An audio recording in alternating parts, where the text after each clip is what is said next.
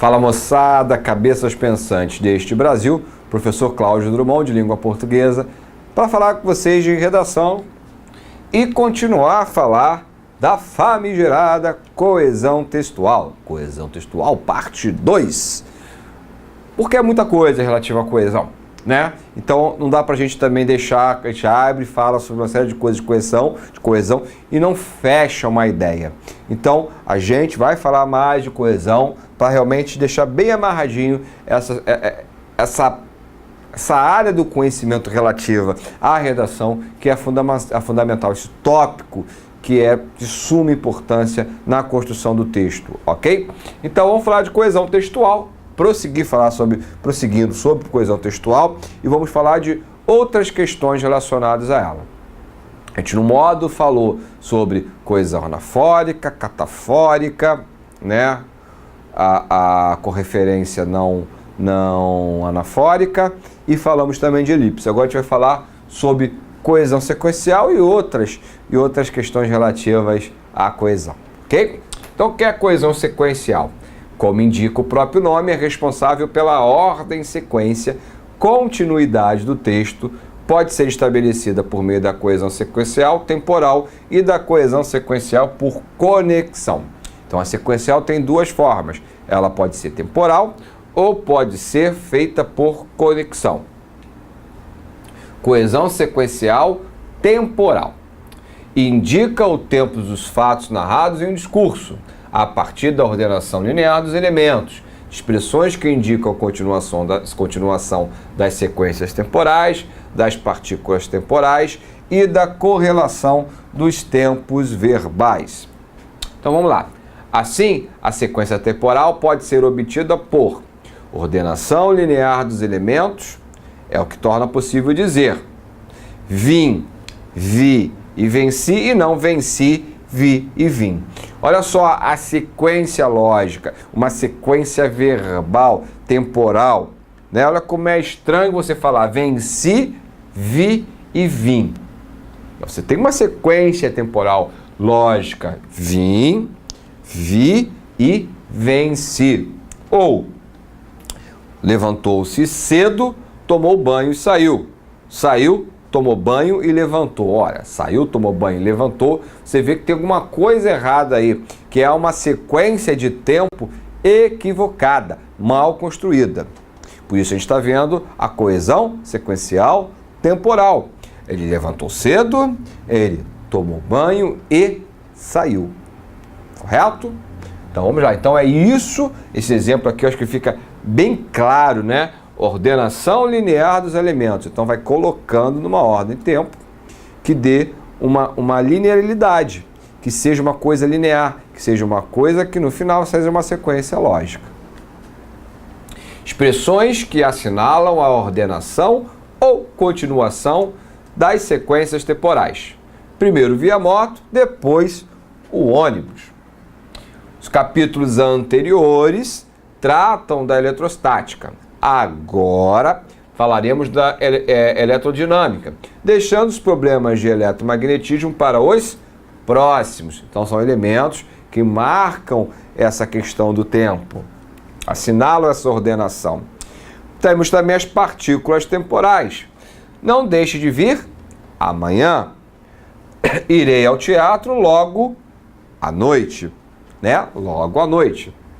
Então também são partículas que nos remete à ideia de tempo, dando sempre uma sequência lógica temporal, né? A correlação dos tempos verbais. Ordenei que deixassem a casa em ordem. Então, ordenei e o deixassem. Então, você estabelece uma correlação entre os verbos para me dar uma ideia de tempo verbal. Ordeno que deixem a casa em ordem. Paulo não chegou ainda, embora tivesse saído cedo. O que ele dissesse estaria certo. Então, use os tempos verbais estabelecendo uma correlação. Coesão sequencial por conexão. Então, nós vimos as coesões, né, sequenciais temporais e veremos agora elas por conexão. Ela expressa a interdependência semântica existente entre uma sentença e outra por meio de pausas e conectores. Estes não só unem as partes do discurso, como também norteiam a argumentação. Olha que fundamental essa parte. Eles fazem o quê? Norteiam, direcionam o quê? A argumentação. Então, se ele direciona a argumentação, como isso é fundamental na hora de eu produzir o meu texto argumentativo, que é a modalidade exigida na redação do Enem. Vamos que vamos. E aí temos as relações lógico-semânticas. O que seria isso? Aí a gente tem a relação de condicionalidade, expressa-se pela conexão de duas orações, uma introduzida pelo conector se ou similar, oração antecedente, e outra por então, que geralmente vem implícita, oração consequente.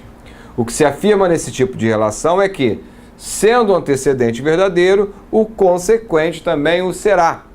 Então vejamos os exemplos. Então, se eu tenho uma afirmação verdadeira, consequentemente a outra também o será. Se, olha aqui o se aquecemos o ferro, ele se derreterá. Então, subentendido, né? O então subentendido implícita.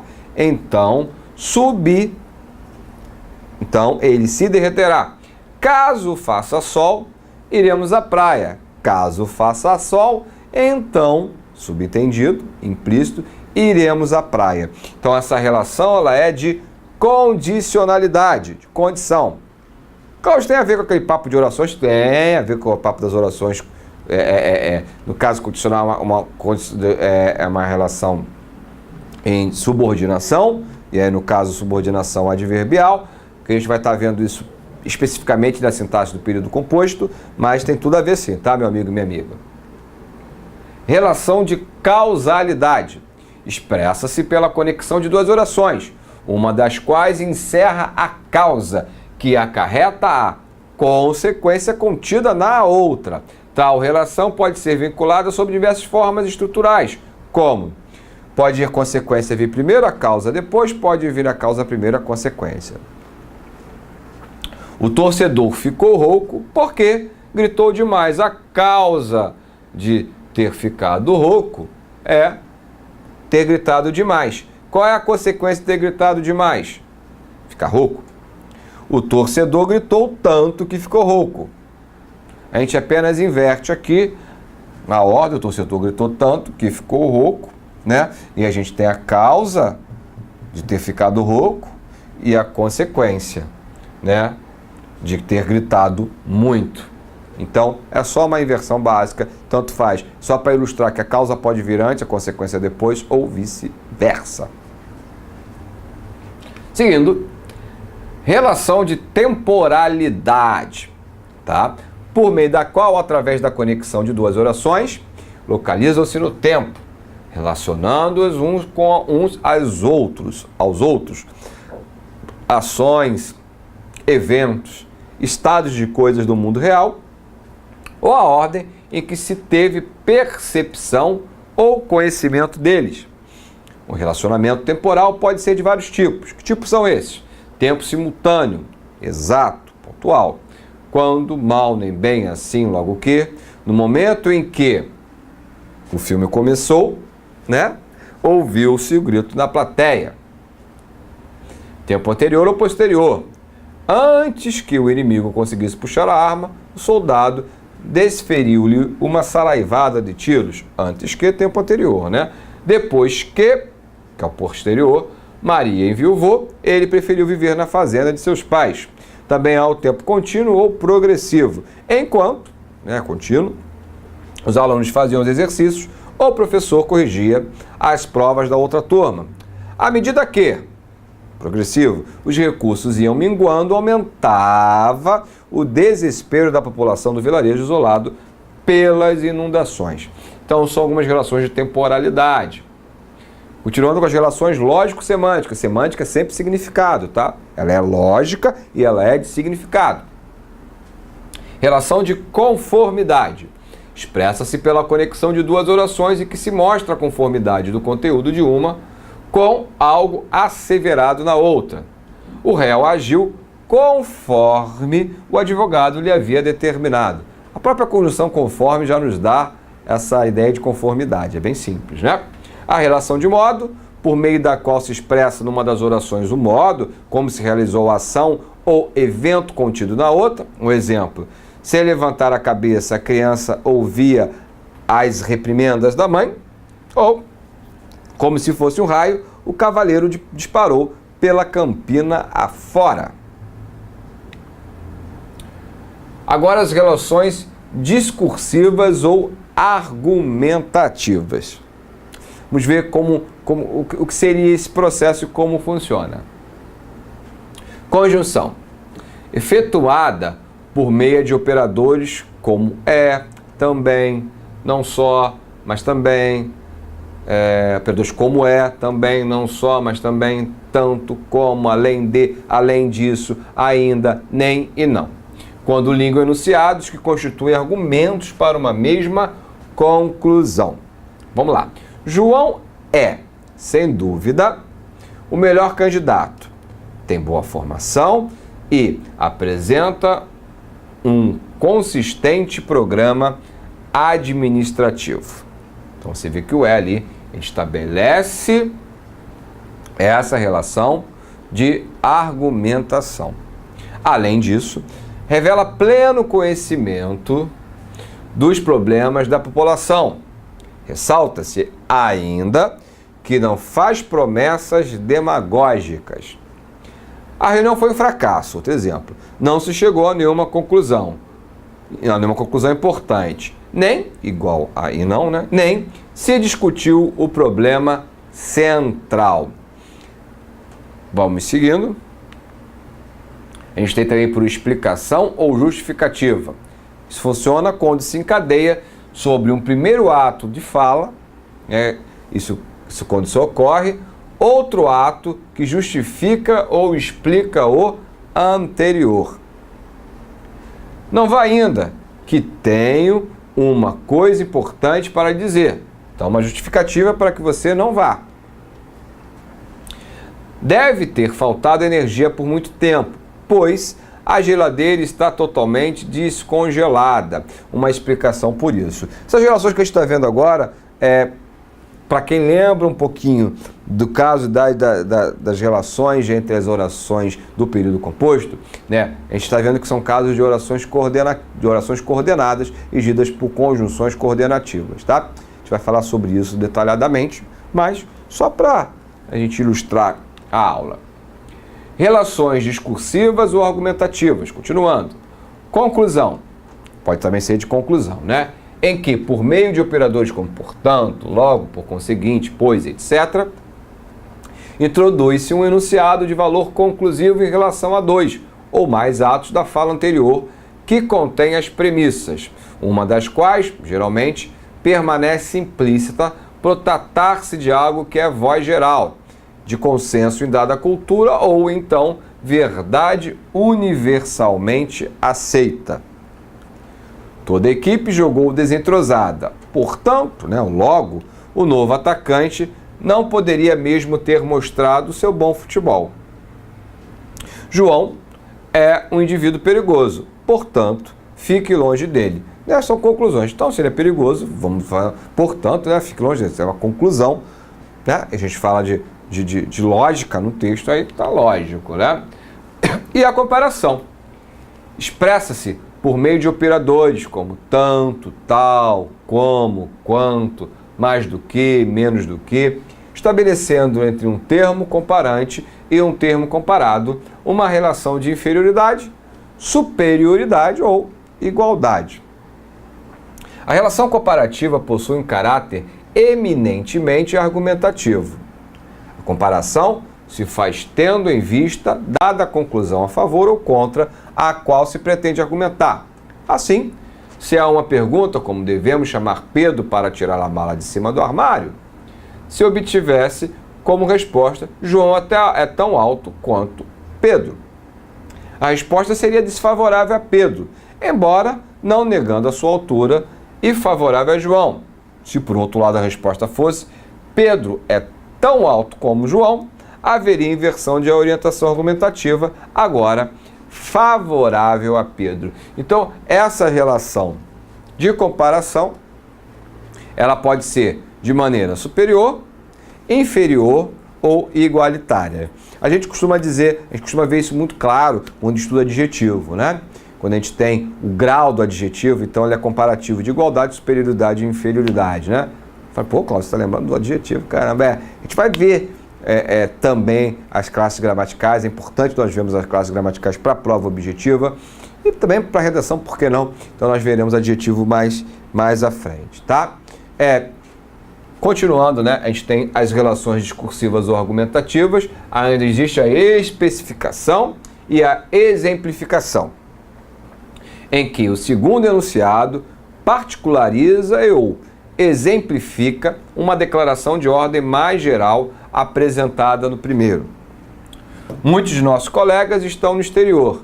Pierre, por exemplo, está na França. Por exemplo, está claro que você está exemplificando. Os países do terceiro mundo, como a Bolívia, né, estou especificando, e o Brasil, falta saneamento básico em muitas regiões. Então a gente especifica, a gente exemplifica, isso também ocorre nessas relações discursivas ou argumentativas. No momento que eu faço meu discurso, no momento que eu argumento, eu também trabalho essas relações. Correto? Contraste, na qual o segundo enunciado apresenta uma declaração que contrasta com a do primeiro, produzindo um efeito retórico. Gostei muito desse esporte, mas luta livre, faça-me o favor. Gosto muito de esporte, mas luta livre, faça-me o favor. Então, dá uma ideia de contraste. Eu gosto de esporte, mas luta livre, não gosto, faça-me o favor. Os ricos ficam cada vez mais ricos, ao passo que os pobres tornam-se cada vez mais pobres. Também estou fazendo o contraste entre a situação dos ricos, que cada vez mais se enriquecem, para os pobres, que cada vez mais empobrecem. As relações de correção e redefinição, quando através de um segundo enunciado se corrige, suspende ou redefine o conteúdo do primeiro, se atenua ou reforça o comprometimento com a verdade do que nele foi vinculado ou ainda se questiona a própria legitimidade de sua enunciação. A gente fala isso teoricamente, sempre parece algo de outro mundo, mas nos exemplos vocês verão que é bem simples. Olha, irei à sua festa, isto é, se você me convidar, a correção, isto é, se você me convidar. Eu não agiria desse modo, se você quer saber a minha opinião. Meus parabéns, ou não devo cumprimentá-lo por isso? Pedro chega hoje, ou melhor, acredito que chegue, não tenho certeza. Ele não é muito esperto, de fato, não, pelo contrário, parece-me bastante estúpido. Prometo ir ao encontro, isto é, ou melhor, vou tentar. Então aqui a gente estabelece as redefinições ou as correções. Correção, redefinição, tanto faz, tá? Estabelecendo sempre as relações discursivas ou argumentativas. Muito bem.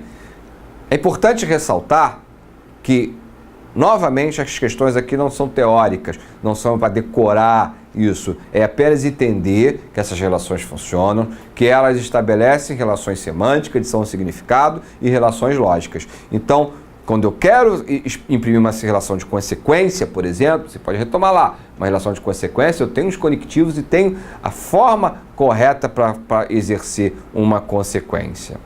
Certo? Eu costumo dizer, eu dou um exemplo bem simples para você entender as relações conectivas. Eu tenho, vou botar uma caneta mais escura, eu tenho essas duas palavrinhas aqui, mais e mais, que ambos podem funcionar como conectivos. Uma é um advérbio de intensidade e outra é uma conjunção. Uma conjunção coordenativa, né? adversativa. Mas, entretanto, porém, todavia. E a gente percebe muito erro gráfico, né? Às vezes o indivíduo quer dar a ideia contrária e escreve com i, ou quer dar a ideia de quantidade e faz o com s. Então, quando você constrói uma frase a qual você deveria usar esse mais e usa o mais com i, o que acontece? Essa relação lógica cai por terra, semântica de significado fica completamente comprometida. Então, por isso que o uso correto dos conectivos para a questão da coesão de um texto, ela é fundamental. Espero que tenha ajudado vocês e nos vemos em breve. Até já!